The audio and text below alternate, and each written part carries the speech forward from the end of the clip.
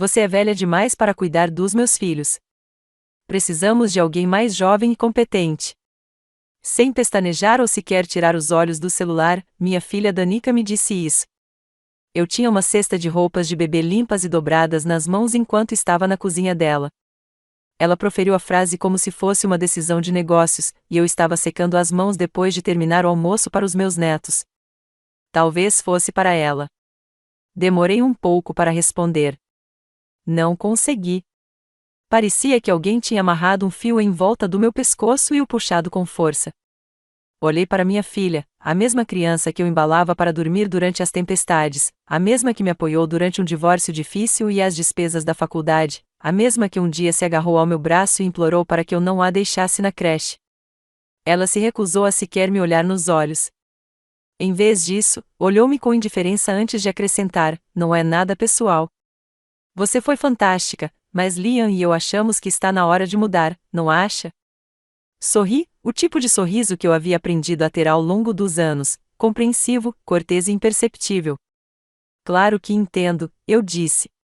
Mães comentam isso apesar da incapacidade de compreender e do sangue que sentem por dentro.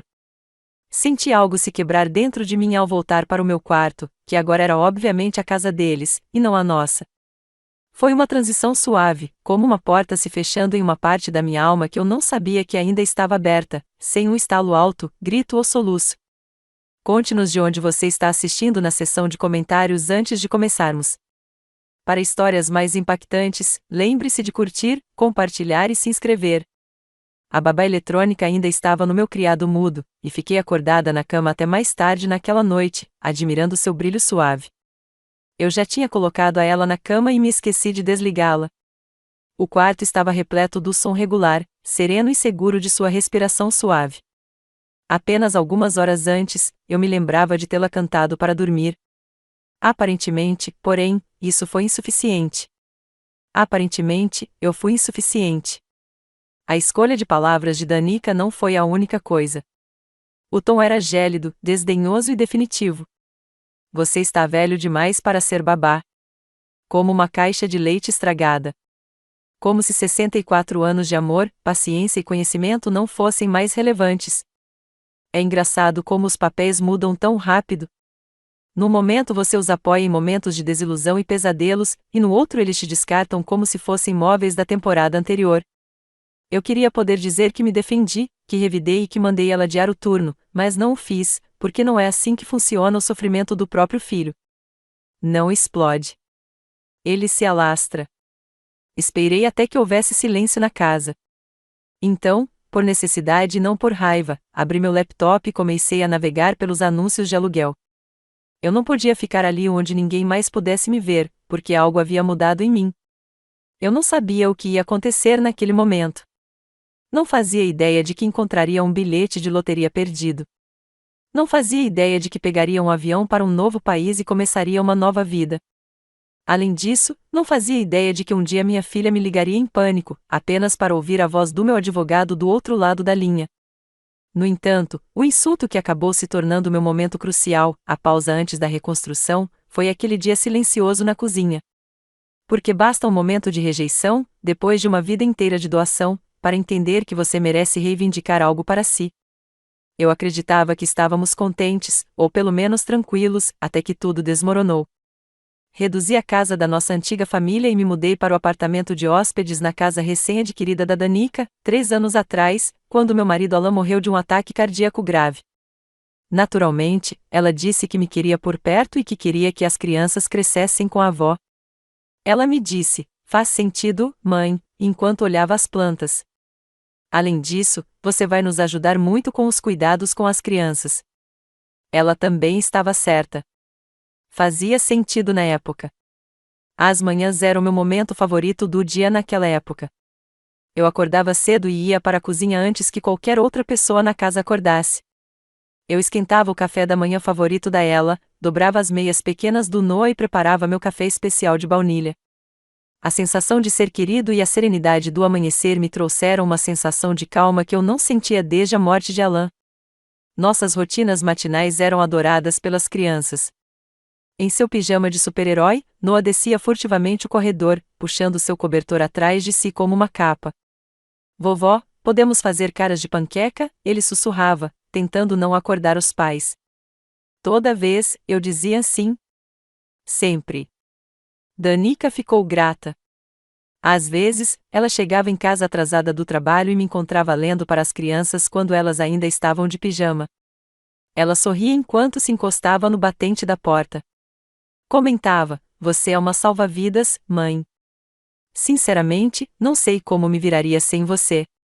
Depois de todos esses anos de casada e viúva, ser desejada me fez sentir inteira novamente, não apenas presente, mas significativa. Eu sorria de volta, tentando não chorar. Embora não fossemos uma família perfeita, tínhamos momentos genuínos juntos, como noites de cinema com pipoca e fortes de travesseiros, trabalhos de jardinagem no quintal onde ela ajudava colhendo flores, e até mesmo o raro brunch de domingo com os amigos de Danica. Eu fazia parte de tudo, não apenas um convidado na vida deles, mas um galho da mesma árvore. Eu me convenci de que estava tudo bem, mesmo quando Danica se distanciou mais, mesmo quando ela parou de me mandar mensagens de atualizações e começou a me mandar instruções. Eu não me importava de buscar as crianças na escola, de ficar acordada até tarde quando ela estava com febre, ou até mesmo de faltar ao meu clube do livro mensal para ajudar a Danica a se preparar para uma visitação pública. Eu dizia a mim mesma: é isso que uma família faz. Isso é amor. Isso é ser útil. Algumas noites eu ficava acordada pensando no Alan, em como ele ficaria orgulhoso de me ver firme, perto da nossa filha e da família dela, que crescia. Eu costumava imaginá-lo sorrindo para todos nós durante nossos churrascos no quintal ou jantares em família. Encontrei conforto em acreditar que nosso amor havia perdurado por gerações. Certa noite, até escrevi no meu diário: acho que finalmente estou me recuperando. A vida não é perfeita, mas me sinto em casa novamente. Olhando para trás, vejo agora que confundi rotina com respeito e utilidade com valorização. Mesmo assim, eu não teria mudado nada naqueles primeiros dias, porque o amor que eu dediquei àquelas crianças era real. E por um tempo, senti que eu importava. Só muito mais tarde percebi que havia construído uma vida na areia, não na pedra. E quando a maré mudou, tudo o que eu pensava ser estável foi levado embora com uma frase: "Você está velho demais para cuidar dos meus filhos."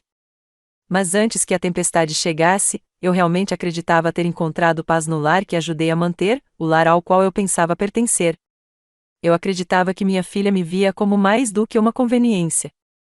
Eu acreditava que éramos próximas. Eu acreditava errado. Mas às vezes precisamos quebrar a ilusão antes de começarmos a construir algo real. A primeira rachadura real não veio com gritos ou portas batendo. Veio na maneira silenciosa com que alguém que antes te via com admiração agora te olha com impaciência. Era uma tarde de quarta-feira, final do outono. Ela estava com o nariz escorrendo, então a mantive em casa, longe da pré-escola. Ela adorava ficar aconchegada no meu colo, enrolada num cobertor de lã, enquanto eu lia sua história favorita, A Aranha Muito Ocupada. Tínhamos lido tantas vezes que eu mal precisava do livro. Enquanto eu deslizava o dedo pela página, ela encostou a cabecinha no meu ombro e sussurrou: "Você lê melhor do que ninguém." Aquele momento preencheu meu coração. Me lembrou porque eu fiquei, porque eu ajudei, porque eu continuei aparecendo mesmo quando estava exausta. Eu me senti necessária, amada. Mas então Danica entrou, os saltos batendo forte no piso de madeira. Ela olhou para nós duas no sofá, olhou para os olhos vidrados e o nariz escorrendo de ela e franziu a testa. "Mãe", disse ela bruscamente, "por que ela está tirando uma soneca tão tarde? Todo o horário de sono dela vai ser bagunçado de novo." "Ela não está tirando uma soneca", expliquei gentilmente. "Estamos só lendo." "Ela está indisposta", então pensei em uma tarde calma. "Não é isso", interrompeu-me Danica. "Você continua esquecendo como estamos tentando regular a rotina de cochilos dela. Você não pode simplesmente fazer o que costumava fazer comigo. É diferente agora." Ela suspirou, como se tivesse que me explicar as leis da gravidade. Então, sem nem olhar para ela, ela se virou e foi para a cozinha. Fiquei ali sentado, atordoado, não porque ela me corrigiu, eu aguentaria, mas pela maneira como ela disse, inexpressiva, fria, desinteressada, como se eu fosse um hóspede bem-intencionado, mas cada vez mais problemático. Aconcheguei ela delicadamente e fui para o meu quarto. Naquela noite, eu a ouvi conversando com o Liam. Eles estavam na cozinha, e eu estava dobrando roupa no corredor. Ela não sabia que eu estava ouvindo. Ela tem boas intenções, disse Danica, mas, sinceramente, ela está meio que descuidada. Ela esquece as coisas. Ela deixou ela tirar uma soneca às 16 horas hoje. De novo. Acho que ela está ficando velha demais para realmente ajudar como antes. Liam murmurou baixinho, sem discordar. Só não quero magoá-la, continuou ela, mas, em algum momento, talvez precisemos de alguém mais capaz. Capaz. Essa palavra ficou comigo a noite toda. Não amorosa, não prestativa, não presente, apenas capaz. Como se eu fosse uma máquina quebrando lentamente. Não disse nada, nem no dia seguinte, nem no outro. Mas algo em mim mudou, uma semente plantada, pequena, silenciosa, mas teimosa. Uma pergunta que não me havia passado pela cabeça antes: sou um fardo para ela? A partir daquele momento, comecei a notar pequenas coisas que antes não notava. Danica parou de me agradecer quando eu preparava o jantar ou ia às compras. Ela parou de pedir minha opinião e começou a dar ordens. E de vez em quando, ela fazia um comentário, sutil, casual, que magoava mais do que ela percebia, como na vez em que ela revirou os olhos quando eu não entendi como usar o aplicativo do monitor do bebê ou quando ela disparou: "Mãe, por favor, pare de contar histórias para as crianças sobre como você fazia as coisas. É confuso." Atribuí isso ao estresse. Ela trabalhava em tempo integral e criava 2 filhos. Talvez eu estivesse sendo sensível demais. Mas, pensando bem, eu também tinha criado um filho sozinha, com menos dinheiro e menos comodidades, e nunca falei com minha mãe daquele jeito.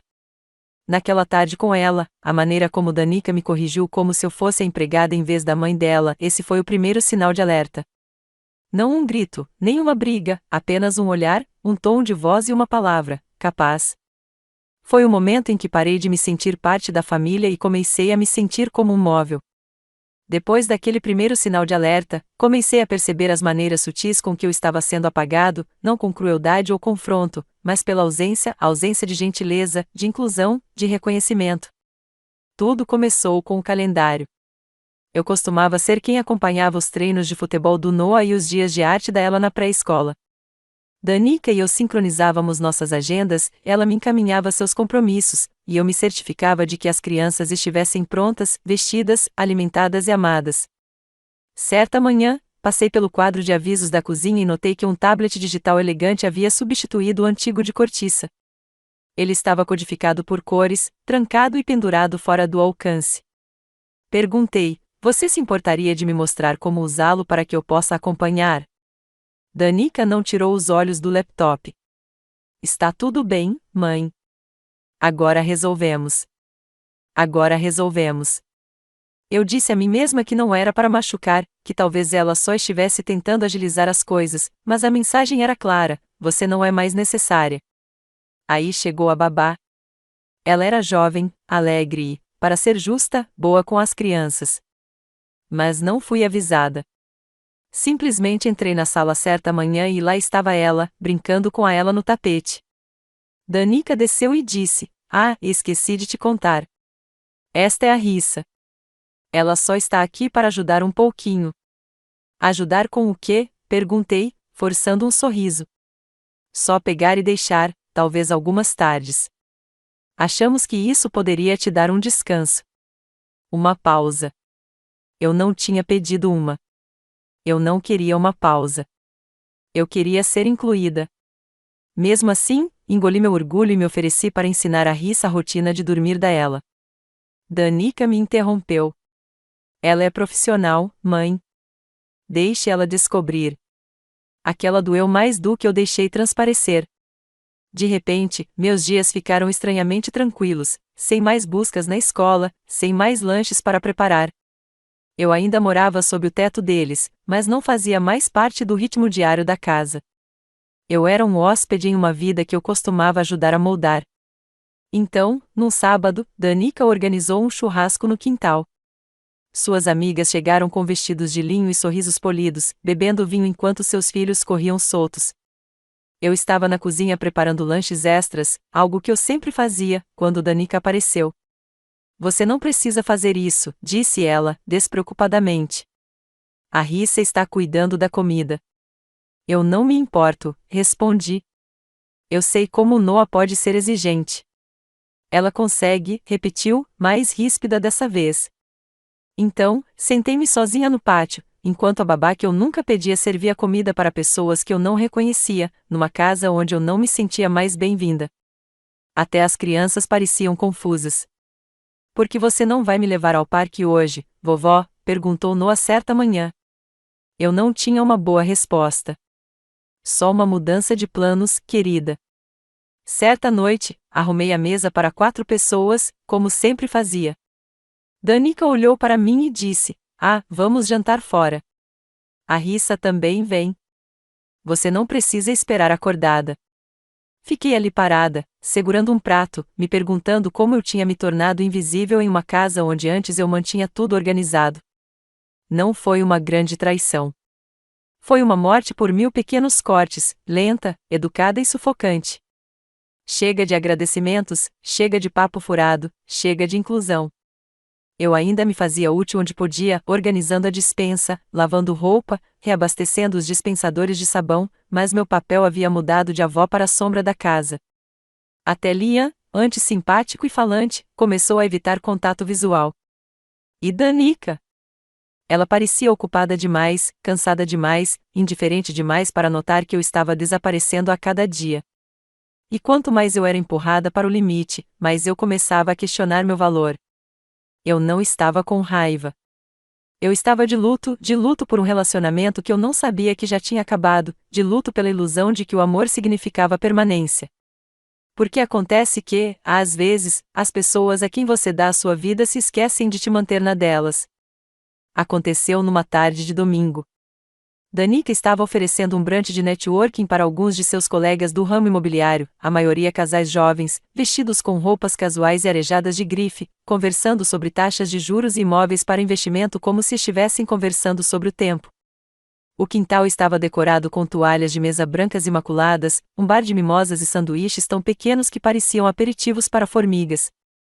Eu estava na cozinha, fatiando frutas para o prato.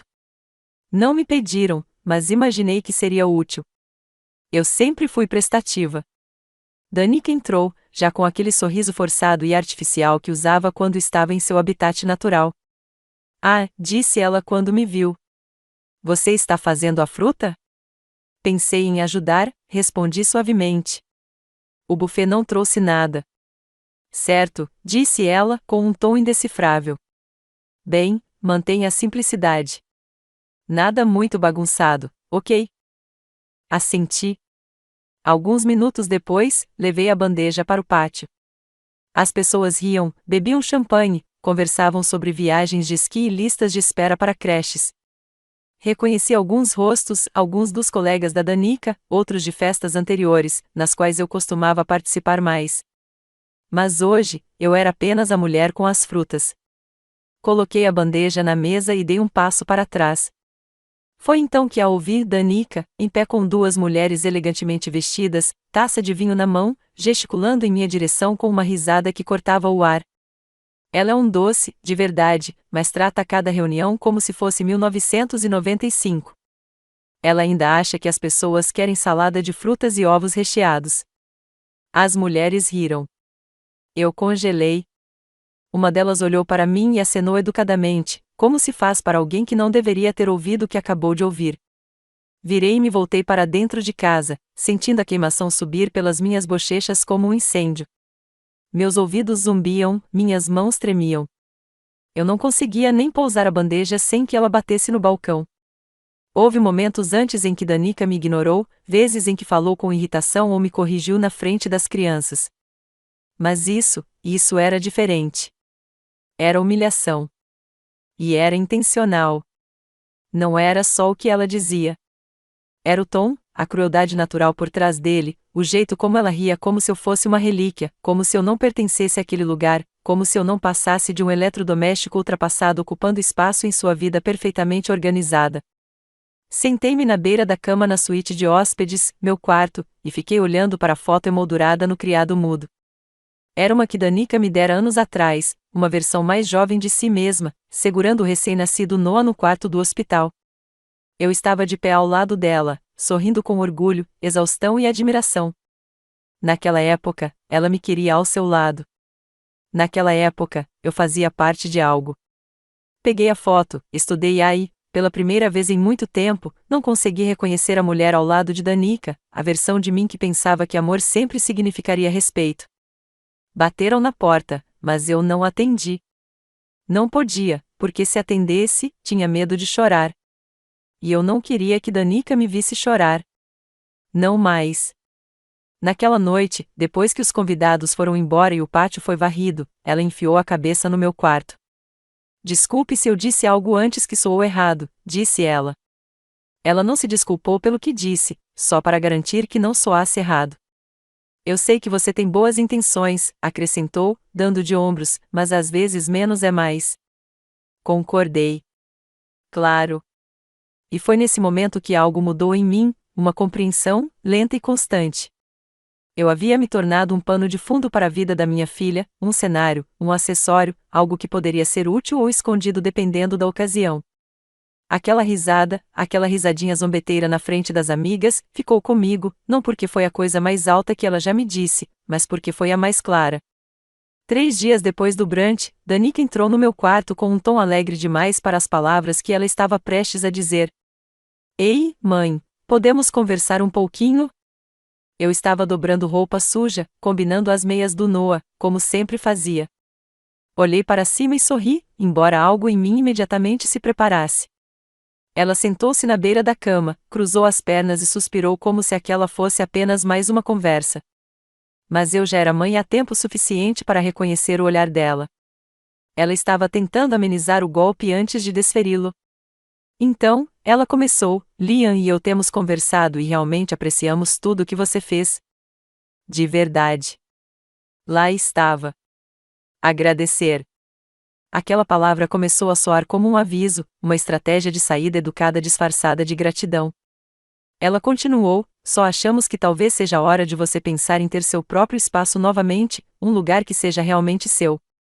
Sabe, independente, privativo. Meus dedos apertaram a roupa suja. Adoramos ter você aqui, acrescentou ela rapidamente. E as crianças adoram você, mas elas estão crescendo, e precisamos recuperar o espaço, principalmente com o Liam trabalhando mais em casa. Olhei para ela. Ela ainda não tinha feito contato visual. Entendo, eu disse, dobrando outra meia lentamente. Danica pareceu aliviada, como se eu tivesse concordado sem nem ter sido solicitada. A gente ajuda com a mudança, claro, ela ofereceu. Estávamos pensando que talvez você pudesse ficar naquele condomínio de apartamentos para aposentados na Bir. É tranquilo, e eles têm noites de bingo. Você adorava bingo. Quase ri. Bingo? Como se isso pudesse substituir as histórias de ninar com a ela ou as manhãs de panquecas com o Noah. Como se pudesse substituir a proximidade que um dia compartilhamos. Assenti novamente. A que horas você gostaria que eu saísse? Ela piscou, sem esperar que eu concordasse tão facilmente. Quer dizer, sem pressa. Talvez até o final do mês. Levantei-me e fui até a janela. O quintal ainda estava salpicado de confete da festa de aniversário do Noah na semana anterior, aquela que eu havia planejado, decorado e assado, aquela em que a Danica postou tão grata por esta vila no Instagram, marcando todo mundo, menos eu. Claro, eu disse calmamente. Fim do mês está ótimo. Danica se levantou, parecendo estranhamente satisfeita. Obrigada, mãe. Fico feliz que estejamos na mesma página. Ao sair, acrescentou por cima do ombro, isso vai ser bom para você. Bom para mim. Sentei-me lentamente, com as mãos apoiadas no colo. Não foi uma briga. Não foi um confronto dramático. Ela não gritou, e eu não chorei. Mas não se engane, eu estava sendo convidado a sair não por raiva, mas por uma dispensa silenciosa. Não porque eu tivesse feito algo errado, mas porque eu não me encaixava mais. Eu tinha me tornado inconveniente. Naquela noite, fiquei deitada na cama olhando para o teto por horas, não com dor, mas em silêncio, um tipo diferente de silêncio, um que falava de encerramento. E naquele silêncio, senti algo cintilar. Não era raiva. Não era mais tristeza. Era uma mudança, uma voz silenciosa dentro de mim que dizia: deixe-a viver a vida dela. É hora de recuperar a sua. Então, na manhã seguinte, liguei para uma empresa de mudanças. Depois, liguei para um agente de viagens. Eu não fazia uma viagem de verdade há mais de uma década. Sempre coloquei Danica e as crianças em primeiro lugar, sempre priorizei o conforto, as necessidades e a vida delas. Mas agora eu estava empacotando não apenas caixas, mas décadas de sacrifício. Eu não estava fugindo. Eu estava caminhando em direção a algo. Quando fechei a última mala e olhei ao redor da minha suíte de hóspedes uma última vez, não senti tristeza. Senti outra coisa: prontidão. Danica não veio se despedir. Ela mandou uma mensagem: obrigada novamente por tudo. Te ligo em breve. Espero que você se acomode bem. Não respondi, porque algo em mim já havia começado a surgir, algo que ela não via há anos. Talvez nunca tivesse visto. O apartamento para o qual me mudei era um pequeno apartamento de um quarto, localizado acima de uma lavanderia. Cheirava levemente a detergente e saídas de ar metálicas. Não havia elevador, e a escada rangia a cada degrau. Minhas janelas davam para um estacionamento com linhas desbotadas e uma caçamba de lixo enferrujada. Não era o que eu chamaria de lar, nem de perto, mas era o que eu podia pagar com minhas modestas economias e a pensão de viúva. Na primeira noite lá, sentei-me na beira da cama desconhecida, ainda de casaco, sem saber se desfazia as malas ou chorava. Acabei não fazendo nenhuma das duas coisas. Olhei para a tinta lascada da parede e ouvi o zumbido do velho radiador do prédio. Era o tipo de silêncio que não te conforta, o tipo que aperta o peito, lembrando que não há mais ninguém para preencher o silêncio. Passei tantos anos cercada de barulho, o riso dos meus netos, o barulho dos pratos, os passos apressados da Danica subindo e descendo as escadas. Agora, tudo o que eu tinha era o zumbido de uma lâmpada piscando e o baque ocasional da lavanderia lá embaixo. Senti falta da mãozinha do Noah puxando a minha, me pedindo para amarrar os cadarços dele. Senti falta da voz doce dela chamando, vovó, quando ela me via do outro lado da sala.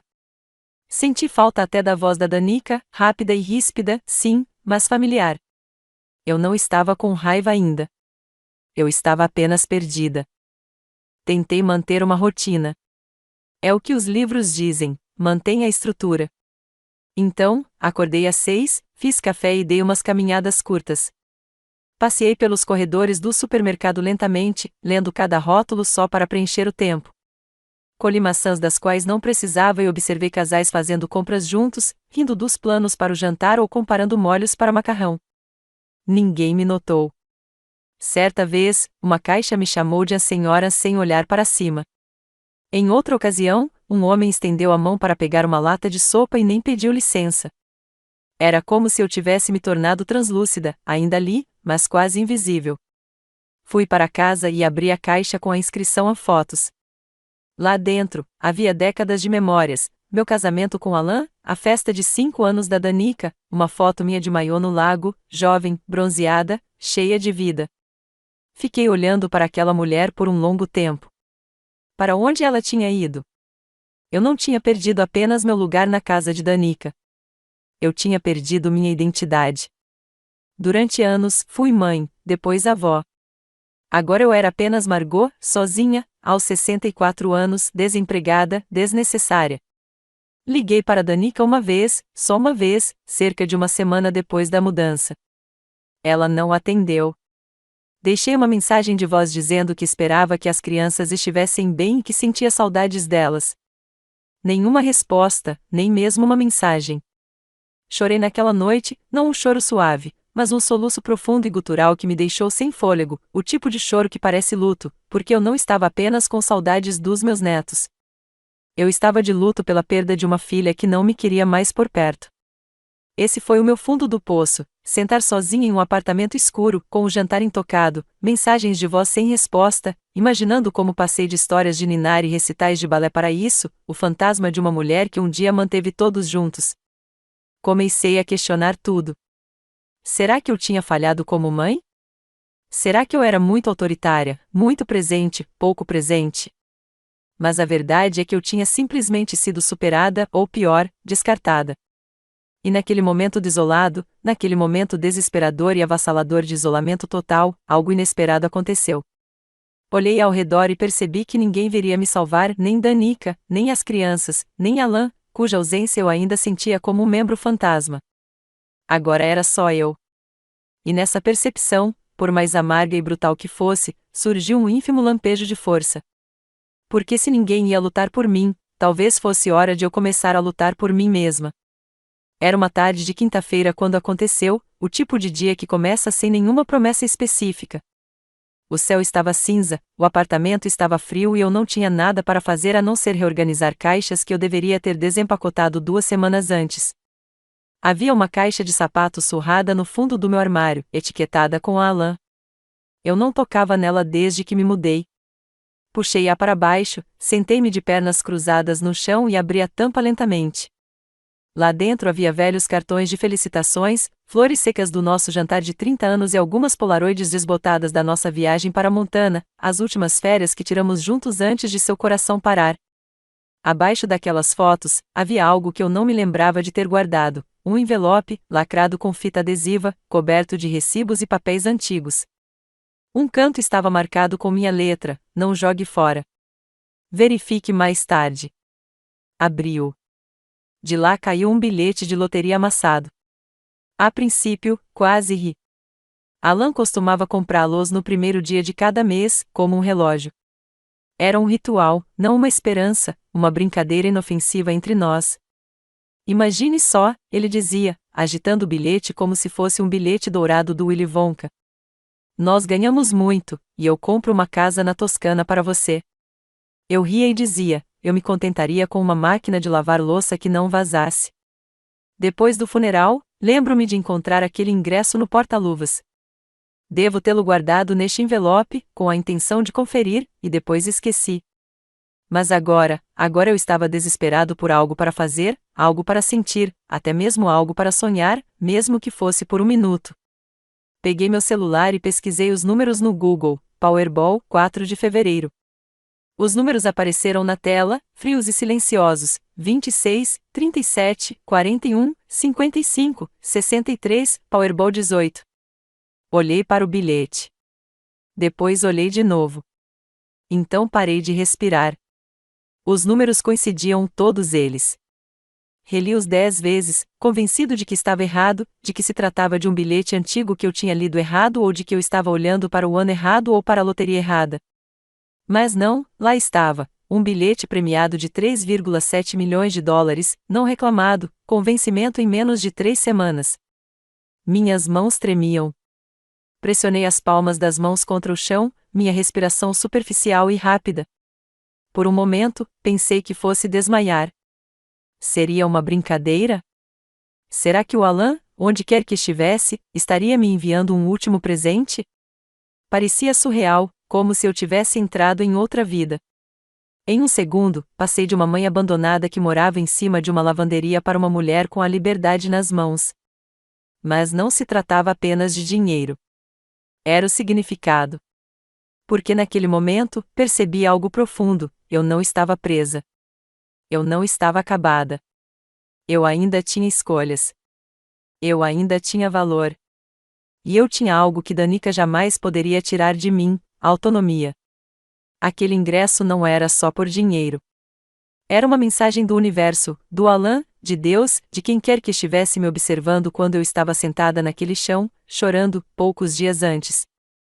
Levantei-me e andei de um lado para o outro na sala, com o coração disparado. Liguei para a lotérica. A linha estava ocupada. Liguei novamente. Atenderam. Sim, senhora, disse a mulher calmamente. Se a senhora for a portadora do bilhete, precisará apresentá-lo ao nosso escritório no centro da cidade. Documento de identidade válido, claro, mas sim, ainda está ativo. Sussurrei a obrigada e desliguei. Então me sentei e chorei. Mas, desta vez, as lágrimas eram diferentes, não de tristeza, nem de humilhação, mas de alívio, admiração e o primeiro gostinho de poder que eu sentia em anos. Não foi um resgate. Foi uma ressurreição. Porque justamente quando eu já estava sendo empurrada para fora, encaixotada e esquecida, a vida sussurrou de volta: você ainda não terminou, Margot. Na manhã seguinte à confirmação da passagem, acordei antes do nascer do sol, não porque precisava, mas porque queria. Pela primeira vez em semanas, talvez meses, dormi sem sonhos com quartos vazios ou escadas frias. Preparei um café da manhã de verdade, ovos mexidos, torradas e café fresco em vez do café instantâneo que eu tinha tomado desde que me mudei. Sentei-me perto da janela, enrolada no velho hobby de flanela de Alain, e observei a cidade acordar. Por muito tempo, acreditei que estava acabado, que meus melhores anos haviam passado quando Alain morreu, quando Danica deixou de precisar de mim, quando fui discretamente levado para fora da vida que ajudei a construir. Mas, à medida que a luz entrava por aquela janela rachada, algo se instalou no fundo do meu peito, um fogo silencioso, pequeno, constante, desafiador. Eu não estava apenas segurando um bilhete de loteria. Eu estava segurando uma segunda chance. E pela primeira vez em muito tempo, me permiti fazer a pergunta que eu havia enterrado sob fraldas, jantares e décadas de sacrifício: o que eu quero? A resposta não foi imediata. Não foi chamativa nem dramática. Não envolveu vingança ou confronto. Foi algo muito mais simples: paz, liberdade, uma vida que finalmente era minha. Naquele dia, abri um caderno e comecei a fazer uma lista, não uma lista de compras, não uma lista de tarefas ou coisas que a Danica precisava que eu pegasse, uma lista da Margot. No topo, escrevi: lugares com os quais Alain e eu sonhamos: Florença, Viena, as terras altas da Escócia, Amsterdã durante a temporada das tulipas. Em seguida, escrevi: coisas que nunca fiz, mas sempre quis: aprender a pintar, tomar um expresso em um café com vista para uma catedral, ler todos os livros para os quais nunca tive tempo, ver o oceano do outro lado do mundo, comprar um casaco que me faça sentir elegante. Então, no final, quase como uma reflexão tardia, escrevi: pare de pedir permissão. Esse foi o verdadeiro despertar, não a viagem, nem o dinheiro, mas a mudança na forma como eu me via. Passei a vida inteira sendo o que todos precisavam: uma filha, uma esposa, uma mãe, uma avó, uma ajudante. Eu me moldei para me encaixar nos espaços que os outros me deram. Mas agora, eu queria moldar uma vida ao meu redor. Vesti-me, não com meus suéteres cinza e chinelos de sempre, mas com a blusa lilás suave que Alain um dia adorou em mim. Passei batom, só um pouquinho. Olhei no espelho e vi alguém que não via há anos: Margot, não a mamãe, não a vovó, não o fardo, só eu. Peguei o ônibus para o centro da cidade, em direção à casa lotérica. Guardei o bilhete em um envelope plástico dentro da minha bolsa, conferindo-o a cada 5 minutos, como uma aluna nervosa carregando sua carta de admissão na faculdade. Quando cheguei lá, o segurança parecia entediado. A recepcionista mal olhou para cima. Mas quando entreguei o ticket, tudo mudou. As pessoas se levantaram. Alguém me trouxe água.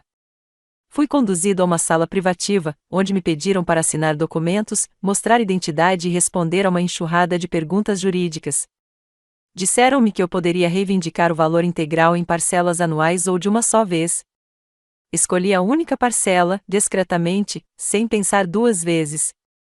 Quando os papéis foram assinados e os fundos confirmados, voltei para o ar frio da primavera. O mundo parecia exatamente o mesmo: carros buzinavam, pombos desfilavam, um homem gritava na faixa de pedestres. Mas algo dentro de mim havia mudado completamente. Eu não tinha mais medo. Não precisava implorar por espaço nem provar meu valor para ninguém, muito menos para minha própria filha. Danica me expulsou de casa, pensando que estava me mandando embora para me aposentar. Mas o que ela não sabia, o que eu não sabia, era que ela havia me empurrado direto para minha própria vida. E, desta vez, eu não ia me desculpar por vivê-la. Depois que o dinheiro foi liberado, não contei a ninguém, nem a Danica, nem a minha irmã no Oregon, nem mesmo a minha vizinha Joyce, que gostava de fofocar enquanto lavava roupa. Não era algo que eu queria anunciar. Era algo que eu queria construir discretamente, intencionalmente, pela primeira vez, só para mim. Abri uma nova conta bancária em uma agência diferente. Contratei uma consultora financeira particular, uma mulher adorável chamada Celeste, que me recebeu em um escritório aconchegante, forrado de livros, que não parecia um banco. Ela não me tratou como uma velha que teve sorte. Ela me tratou como alguém com opções, com poder. Passamos horas planejando um cronograma modesto de saques, protocolos de transferência internacional e proteções legais. Ela me ajudou a preencher a papelada para estabelecer um fundo fiduciário privado. E com a orientação dela, atualizei meu testamento, algo que eu não havia tocado desde a morte de Alan. O nome de Danica foi removido e substituído por uma cláusula detalhada, um fundo fiduciário em nome de Noah e ela, acessível somente quando eles completarem 25 anos e somente se atenderem a certas condições, conclusão da educação, comprovação de independência financeira e evidência de um ato de bondade feito para alguém sem expectativa de recompensa. Sorri ao escrever a última parte, porque, se eu ia deixar um legado, queria que fosse uma lição, não um presente. O advogado que ajudou a finalizar tudo, o Sr. Sanford, já havia trabalhado com Alan antes. Quando expliquei minha decisão de tirar Danica do testamento, ele fez uma pausa e disse: "Essa é uma decisão poderosa, Sra. Ali." "Não é vingança", eu disse baixinho. "É reconhecimento." Ela deixou suas prioridades claras. "Eu estou fazendo o mesmo." Ele assentiu e, a partir daí, cuidou de todos os trâmites legais com discrição e agilidade. Enquanto isso, comecei a me preparar para deixar o país. Comecei com aplicativos de idiomas italiano, para ser mais específico. Alan sempre sonhou com Florença. Costumávamos brincar que, se um dia tivéssemos dinheiro, nos aposentaríamos lá e abriríamos uma pequena livraria. Eu não ia abrir uma livraria, mas manteria o sonho vivo. Renovei meu passaporte, comprei uma mala elegante de couro vermelho, algo que se destacasse, e reservei um aluguel de longo prazo no coração de Florença, um modesto apartamento de um quarto com era subindo pelas janelas e um terraço com vista para uma rua de paralelepípedos. Não postei no Facebook. Não contei para o grupo da igreja local nem pedi para ninguém regar minhas plantas. Comecei a me desvencilhar do passado sem dizer uma palavra. Cada movimento era calculado e calmo. Vendi meu carro por meio de um anúncio privado, fechei minhas contas antigas de cartão de crédito, cancelei assinaturas de revistas e redirecionei minha correspondência para um serviço de guarda de correspondências. E comecei a reduzir o que eu tinha, não por necessidade, mas porque queria deixar para trás tudo que me prendia àquela versão de mim mesma que silenciosamente implorava por migalhas de reconhecimento. Doei roupas que a Danica me criticava por usar. Doei panelas e frigideiras que eu costumava usar para cozinhar suas refeições favoritas. Deixei os brinquedos esquecidos do Noah em um abrigo infantil sem pensar duas vezes. A cada item que saía do meu apartamento, eu me sentia mais leve, não apenas em termos de pertences, mas também de memórias. Também comecei a escrever cartas, não para Danica, mas para Noah e ela, cartas que eles não leriam até ficarem mais velhos. Cartas cheias de histórias sobre quem eu era, sobre as coisas em que eu acreditava, sobre como eu os amava, mesmo quando não tinha permissão para estar perto. Coloquei cada carta em um envelope, lacrei com cuidado e guardei no arquivo da instituição, com um bilhete para ser entregue quando estivessem prontos para entender. Sem raiva, sem amargura, apenas a verdade. Eu não sentia mais necessidade de me explicar para Danica. Eu não estava buscando aprovação. Eu não estava esperando para ser vista. Em vez disso, eu estava construindo algo que ela jamais esperava, um futuro sem ela, uma saída silenciosa e elegante que não parecia vingança, mas era. O silêncio não era passivo. Era deliberado. E naquele silêncio, nunca me senti tão poderosa, porque não bati a porta ao sair. Simplesmente desapareci. Tudo começou com uma mensagem de texto, apenas 3 palavras: "Você está bem?" O número da Danica apareceu na tela do meu celular enquanto eu tomava um expresso no terraço do meu pequeno apartamento em Florença. O sol começava a se pôr atrás dos telhados de terracota. Abaixo de mim, moradores locais vagavam pelas ruas de paralelepípedos, crianças rindo enquanto pombos se espalhavam perto das fontes. Fazia quase um mês desde que eu saí do país. Eu não tinha contado a Danica para onde estava indo. Ela não tinha perguntado. Não respondi. Deixei a mensagem sem ler, um eco digital das centenas de vezes que fiquei no corredor dela esperando para ser reconhecida. Na manhã seguinte, uma chamada perdida. Depois outra. Uma mensagem de voz: "Oi, só para saber como você está." As crianças sentem sua falta. Talvez a gente possa fazer uma chamada de vídeo. Eu também não respondi. E foi aí que senti uma mudança, não no tom dela, mas no meu silêncio. Durante anos, eu me coloquei à disposição, sempre atendendo, sempre respondendo, sempre me certificando de que ela se sentisse bem. Mas agora era ela quem buscava a resposta na escuridão. E eu era quem não me sentia mais obrigada a dá-la. Eu não estava com raiva. Eu não queria puni-la. Eu simplesmente não precisava mais da aprovação dela. E isso, percebi, era poder. De volta a Florença, construí uma vida pequena, mas linda. Entrei para um estúdio de arte local, onde aprendi a pintar sob a orientação de uma senhora de 80 anos chamada Luísa, que só usava linho e sempre cheirava a casca de laranja. Fiz caminhadas matinais pela Galeria Uffizi, passei por mercados ao ar livre e comecei a ler novamente, romances, poemas e até livros de culinária em italiano. Meu celular ficava praticamente desligado, mas a cada poucos dias eu recebia novas notificações. As mensagens de Danica começaram a se multiplicar. As crianças perguntam por você todos os dias. Você pode me dizer onde está? Aconteceu alguma coisa? Você está bem? Engraçado, pensei. Ela nunca tinha me perguntado isso quando eu morava na casa dela. Ela nunca percebia quando eu estava sozinho, dispensado ou lentamente me apagando no silêncio. Mas agora que o silêncio era dela, ela o sentia. Certa tarde, recebi um telefonema do Sr. Sanford, meu advogado nos Estados Unidos. Ele parecia quase divertido. Sua filha tentou falar com você pelo nosso escritório, disse ele. Ela o quê? Perguntei, mordendo um biscoito. Ela deixou um recado dizendo que está preocupada. Que gostaria de conversar. Disse que não entende por que você desapareceu. Ri baixinho. Diga a ela que não estou desaparecido. Só que finalmente estou indisponível. Ele fez uma pausa. Gostaria que eu respondesse a ela? Sim, respondi, levantando-me e olhando para a varanda lá embaixo. Mas certifique-se de que ela entenda alguma coisa. Estou seguro. Estou feliz. E qualquer comunicação futura deve ser feita por seu intermédio. Ele pigarreou. Gostaria de dar mais detalhes a ela? Não, respondi com firmeza. Deixe o silêncio falar. Ele riu baixinho. Entendido. E foi isso. Nas semanas seguintes, também recebi mensagens do Liam, um pouco mais atenciosas, um pouco mais reservadas, só para saber como você está. Esperamos que esteja bem. Sentimos sua falta. O Noah fez um cartão para você. Eu as lia, às vezes sorria, mas nunca respondia, porque eu não estava apenas estabelecendo um limite. Eu estava redefinindo uma vida. Cada mensagem sem resposta era uma declaração silenciosa: não vou mais lutar por um lugar à mesa onde não sou valorizada.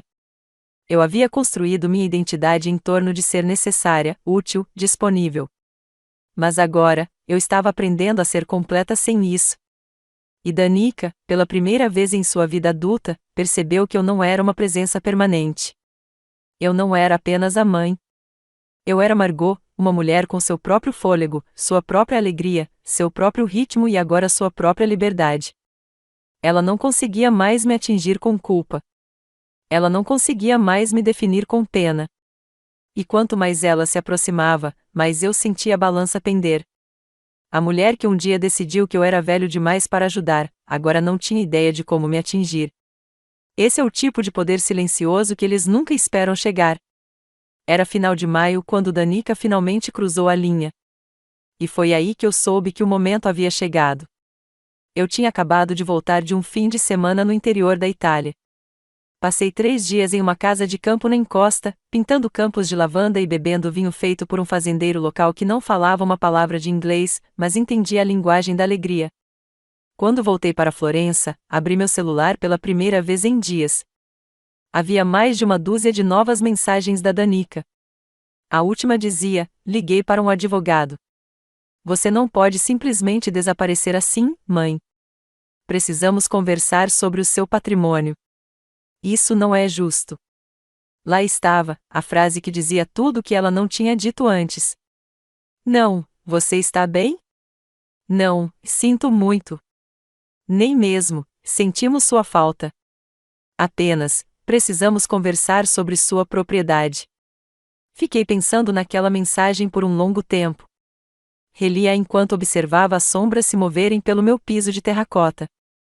Ela não perguntou o que eu queria nenhuma vez. Nenhuma vez se perguntou o que tinha feito para me afastar. Ela ainda acreditava que eu lhe devia algo. Naquela noite, liguei para o Sr. Sanford. Gostaria que o senhor marcasse uma reunião, eu disse. Com a Danica. Tem certeza? Perguntou ele gentilmente. Não precisa. Eu quero, respondi. Mas quero nos meus termos, tranquilo, claro, sem drama. Não estou tentando machucá-la. Estou tentando terminar algo. Marcamos uma reunião no escritório dele em Boston para a semana seguinte. Voltei sem avisar ninguém, sem festa de boas-vindas, sem jantar em família, só eu, uma mala de mão preta e uma chama silenciosa no peito. Cheguei cedo. A recepcionista me recebeu calorosamente. O Sr. Sanford já tinha preparado tudo. Danica chegou 10 minutos atrasada, afobada, agarrando sua bolsa de grife como se ela pudesse protegê-la de qualquer verdade que ela temesse que estivesse por vir. Mãe, disse ela sem fôlego, com a voz tensa. O que está acontecendo? Não me levantei do meu lugar. Olhei para ela, olhei de verdade, pela primeira vez em meses. Ela parecia mais magra. O cabelo estava mais arrumado do que o normal, a maquiagem exageradamente elaborada, uma máscara de controle. Sente-se, eu disse suavemente. Ela sentou-se à minha frente, olhando nervosamente para o Sr. Sanford. Estou tentando falar com você, começou ela. Por que não atendeu minhas ligações? Tenho andado ocupada, respondi calmamente. Fazendo o quê? Sua voz agora tinha um tom cortante, o velho tom que costumava me fazer estremecer. Você não pode simplesmente desaparecer, mãe. Você não pode se afastar da gente. Inclinei a cabeça. Você não me pediu para ir? Ela piscou. O quê? Você me disse que eu precisava do meu próprio espaço. Disse que eu estava velha demais para ajudar. Contratou uma babá. Pediu para eu ir embora, então eu fui. Isso não é justo, ela retrucou. Você deixou o país. Você nos isolou. Você fez as crianças pensarem que algo aconteceu com você. E o que você disse a eles, Danica? Perguntei baixinho. Que eu os abandonei. Que eu fui embora sem motivo. Ela olhou para baixo, em silêncio. O Sr. Sanford pigarreou e abriu uma pasta. A Sra. Ali me pediu para fornecer um resumo atualizado de seus bens. Danica sentou-se mais ereta, estreitando os olhos.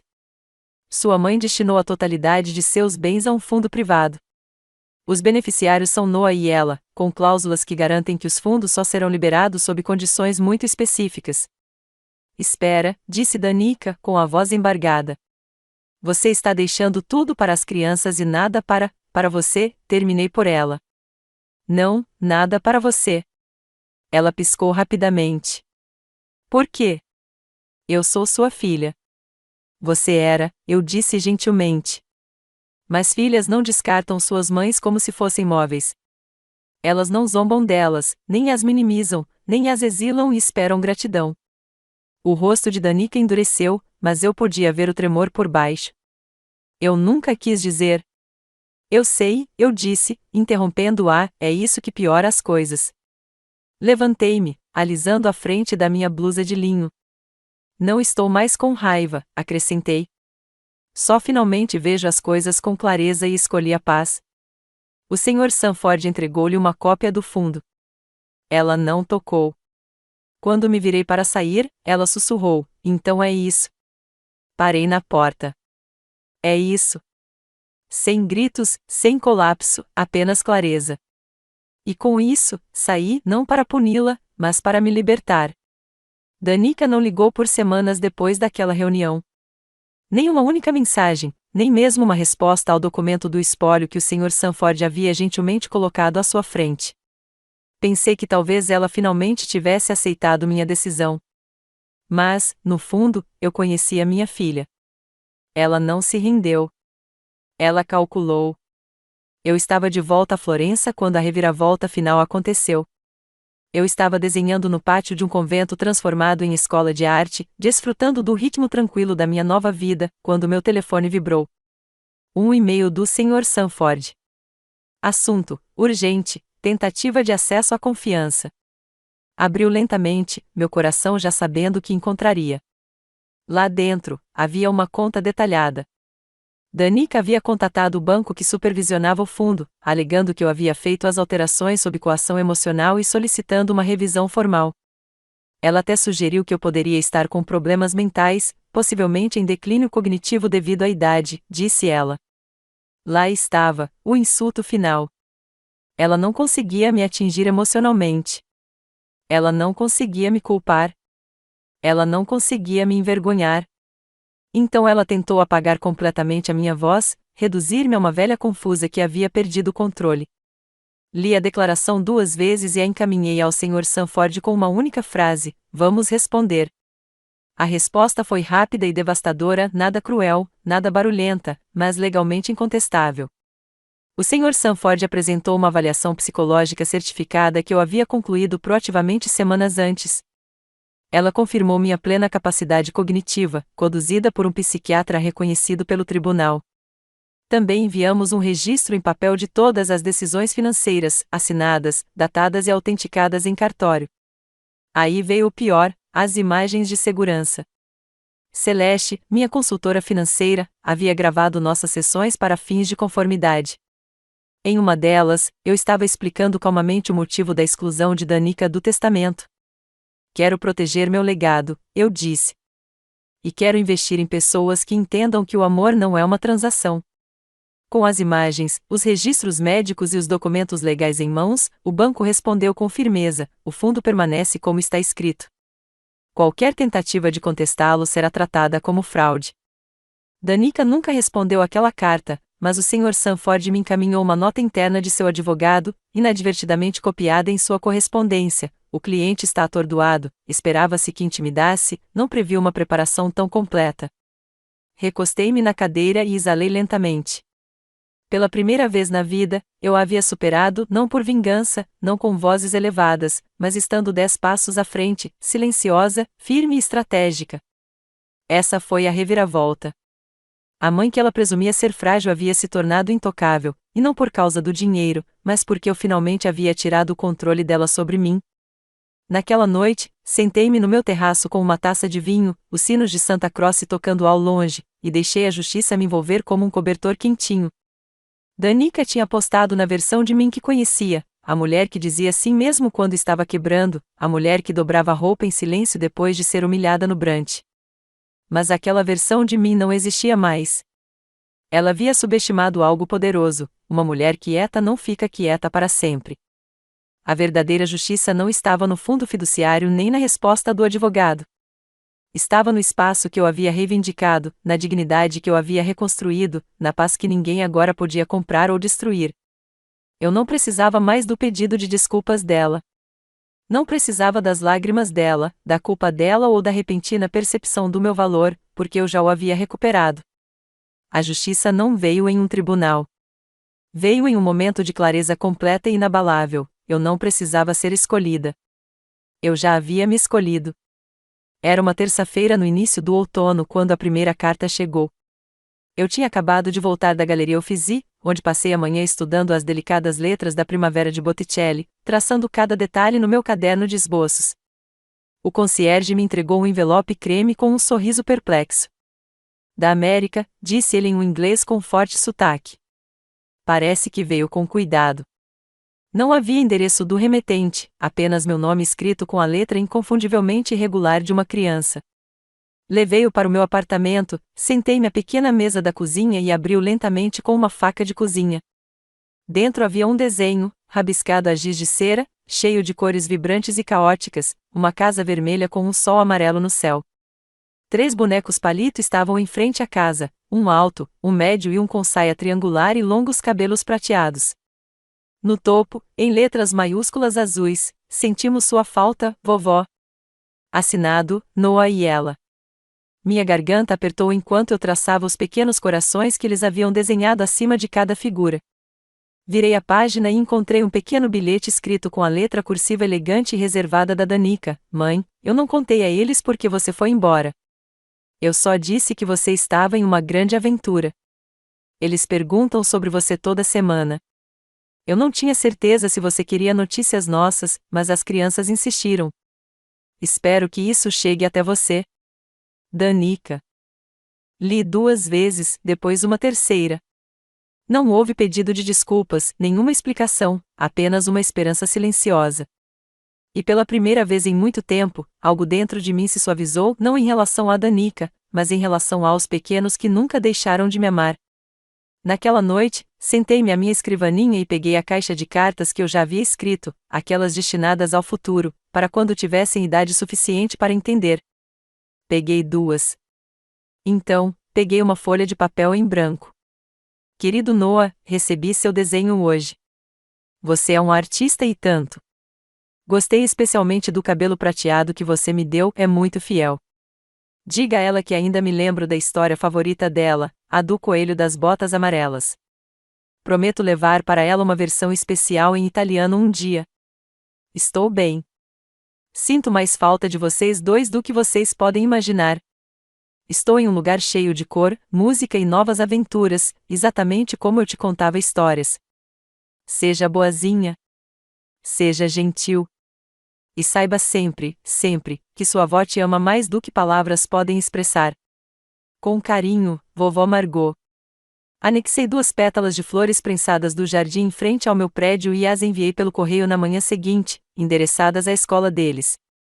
Não incluí número de telefone nem e-mail, apenas um endereço de retorno para uma caixa postal em Florença. Uma semana depois, chegou outra carta. Era da Danica: Mãe, li seu bilhete para as crianças. Obrigada. Sei que cometi erros, muitos deles. Não espero que me perdoe, mas espero que um dia me deixe tentar de novo. Mesmo que seja apenas como uma visitante em sua vida, não como uma filha com expectativas. Agora vejo o quanto tirei de você sem nunca realmente retribuir. Não sei como compensar isso, mas gostaria de tentar. Gostaria de te ver, mesmo que tudo que eu consiga seja 1 hora em uma mesa de café em frente a você. Não como sua filha pedindo qualquer coisa, apenas como uma mulher que finalmente vê sua mãe como ela realmente é. Li a carta em silêncio e não chorei, não porque não me comovesse, mas porque não precisava mais do pedido de desculpas dela para me validar. Eu já havia me reconstruído de dentro para fora. A dor já havia se acalmado. Ainda assim, suas palavras, pela primeira vez, soaram honestas, nada estratégicas, nada manipuladoras, apenas humanas. Não me apressei em responder. Mas 1 semana depois, escrevi um bilhete simples: Danica, você pode vir como minha convidada. Traga apenas gentileza. Deixe as expectativas para trás. Margot. Eu não a convidei para minha vida por completo, ainda não. Mas abri a porta o suficiente para que ela batesse com humildade, sem pretensão. Porque a reconexão, se fosse para acontecer, precisava ser construída com cuidado. E, desta vez, não seria eu quem sustentaria toda a base. Florença estava banhada por um brilho dourado e quente enquanto o sol se punha sob os telhados de terracota da cidade. Com meu caderno de desenho em uma mão e uma xícara de café expresso na outra, sentei-me sozinho no meu café favorito perto da Piazza Santo Espírito. A canção distante de um violinista tocando na esquina e o aroma sutil de castanhas assadas enchiam o ar. Alan teria apreciado esse tipo de noite. Eu não tinha ninguém para esperar. Não tinha ninguém para encontrar. Eu simplesmente estava ali. Depois que a tempestade passa e os conflitos são travados sem o uso de espadas ou gritos, mas sim com limites fortes, escolhas silenciosas e a recuperação do próprio fôlego, surge uma certa calma. Eu me dediquei a papéis que me definiam, como avó, mãe e esposa, durante a maior parte de 60 anos. Mesmo que cada personagem tivesse sua própria beleza, agora percebo quão raramente questionei minha identidade sob todos eles. Durante anos, confundi utilidade com valor. Achava que não tinha lugar se não estivesse servindo alguém, se não fosse necessário e se não fosse amado. E essa crença quase me aniquilou. Não fui destruída por Danica. Nunca havia realmente reivindicado minha própria vida até ser forçada a sair, até estar sozinha em cima de uma lavanderia, remexendo em memórias e dores, até agarrar um bilhete de loteria descartado que se transformou em mais do que um milagre. Ela apenas me fez encarar uma realidade da qual eu vinha fugindo há muito tempo. Transformou-se num espelho. Deu-me um vislumbre da mulher que eu costumava ser, vivaz, curiosa e imaginativa, antes de eu a enterrar atrás de anos de silêncio e sacrifício. E aos poucos, não de uma vez, eu a descobri. Uma aula de pintura, um passeio ao longo do Arno, uma carta escrita com a minha própria voz sem pedir desculpas, uma conta bancária livre das impressões digitais de outras pessoas e uma casa que era toda minha. E eu me curei ali, não porque alguém pediu desculpas ou implorou para que eu voltasse, mas porque parei de esperar por aprovação para viver minha vida ao máximo. Danica pode ou não aparecer. Um dia, as crianças crescerão e lerão as cartas que escrevi. Elas saberão que a avó ainda está viva. Ela floresceu em um lugar inesperado. E talvez isso seja suficiente. Porque aqui está a verdade sutil que eu gostaria de ter descoberto antes. Às vezes, a melhor forma de retaliação não é o confronto ou a raiva. É a felicidade. A tranquilidade. Envolve criar uma vida tão rica e completa que aqueles que antes o ignoravam devem observar à distância, imaginando como você conseguiu sobreviver sem eles. Não falei mais alto. Tornei-me mais exigente. Não bati a porta. Abri outra para mim e simplesmente passei por ela. Abri meu caderno em uma nova página e comecei a desenhar enquanto o céu escurecia e as luzes do café começavam a piscar. Desenhei a curvatura da cúpula da igreja e o ar soprando através das oliveiras distantes, mas não uma pessoa ou uma lembrança. Uma vida em linhas, suave, cheia de propósito e inteiramente minha. O mundo estava em paz novamente enquanto eu voltava para casa naquela noite por caminhos de paralelepípedos. Mas o silêncio não doeu dessa vez. Parecia completo, sagrado e merecido. Porque eu não estava mais esperando para ser selecionado. Eu tinha tomado minha própria decisão. Finalmente, eu estava